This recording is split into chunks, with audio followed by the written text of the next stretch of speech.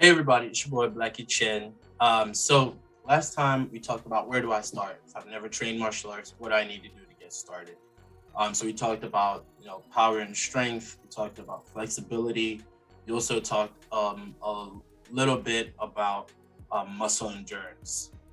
So today I wanted to finish out the physical with a little bit of cardio. It's not a lot there. I mean, most people know how to get your heart rate right. You got to run, you got to bike, swimming, that's a good one. I personally use the heavy bag as a tool for building my cardio, just because when I go, I'm there for a minimum of 30 minutes on the bag, and that's with minimal breaks. I try to take 30-second breaks max, so that way if you're condensing all the work that you're doing into a short amount of time, you just have to work harder by design. So that's one of the ways that I try and get my heart rate up, is just spending a lot of time at the bag or whatever exercise I'm working, making sure that I'm condensing that rest time in between. Make sure that my heart rate stays high. Now moving over to some of the mental pieces. In the previous video, I mentioned, having an open mind, taking your ego out of it, and allowing yourself to learn without any hindrances. Also, we talked about having a one more mentality, um, but like outside of like the believe in yourself, believe, achieve, conceive.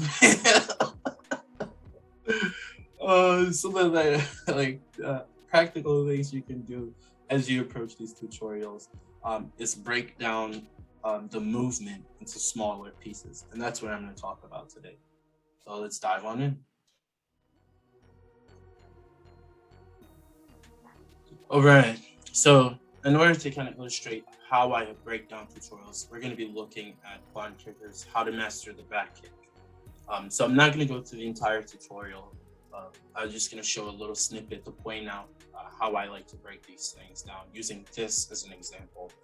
I highly recommend you go check out the whole full video. I'll put the link in the description, because his tutorials are, if you're analytical, if you think analytical and you like the details, like the nitty gritty details, I love his tutorials because he goes step by step and then why, which really helps kind of like solidify it for me. But yeah, so we're talking about back kick, right? So when he goes to throw this back kick, and I'll wait until he comes up on the next one right here. So before he even starts, the motion, what I'm looking for is kind of what leads up to it, right? I want to make sure that I'm watching his stance. And he starts boom. So he adjusted this right leg to allow him to pivot and plant his left foot. Let me go back ever so slightly. So right before he goes boom. So that right foot turns out so that it allows more room without ruining his knee to bring this left foot around. Right? And as he brings that left foot around, let's look at what's happening with the toes, right? Toes are pointing away from the target, heels facing the target, and he's on the ball of his foot. He's not flat and planted, right? His hips are, kind of at a diagonal here. That's because he's looking that way and is getting ready to turn around. So as he turns around, boom, then the left foot is planted, because that's our new plant foot, right? We have most of the weight on that foot, and after the pivot, when CS is back facing the bag, then the leg comes in, right? And then boom, he strikes, and when he strikes, boom, you can see where his toes are. They're almost off the bag, right? He's striking with his heel.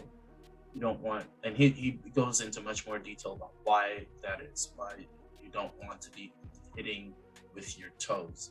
So that allows, let me go back to it. So to go through the whole flow, boom, he pivots out that right foot to allow him to be able to rotate. Brings the left foot across, toes facing forward, heel facing back, still has a bend in his knee, both knees, right? And then as he comes around, once he has his back turned, then the leg comes up. As the leg comes up, then he thrusts, boom, striking with the heel. Um, so that's kind of how this is. I mean, that's not something I'd recommend starting with. As far as the spinning back kick goes, if you've never thrown a punch in your life, like you probably shouldn't be trying this. I'm just using this as an example to kind of illustrate how I think through these tutorials and how I try to glean information the information that's being presented. So again, little bite-sized pieces. So if you take little bite-sized pieces, looking at the first step that he takes, opening up his hips, bringing the left foot around. This is from an orthodox stance, so you just flip it if you're southpaw. So bringing that leg around, boom, planting, staying on the top, on the balls of his feet, toes facing away from the target, heel facing the target, rotate. Once the back is turned, foot comes up, then boom, strike with the heel. So that's pretty much like how I like to think through these things. Now, I'm gonna be doing some tutorial breakdowns where I actually go in depth about the technique, and I'll show you how I practice it and kind of go back and forth. But I just kind of wanted to give it an idea of how I like to think through these tutorials and how I get information. But yeah, if you learned something, got anything of value, make sure you like and subscribe. And be sure to check out Colin Kicker's channel because he's got some good stuff and there's a lot to be learned. Good luck in your martial arts journey. Peace.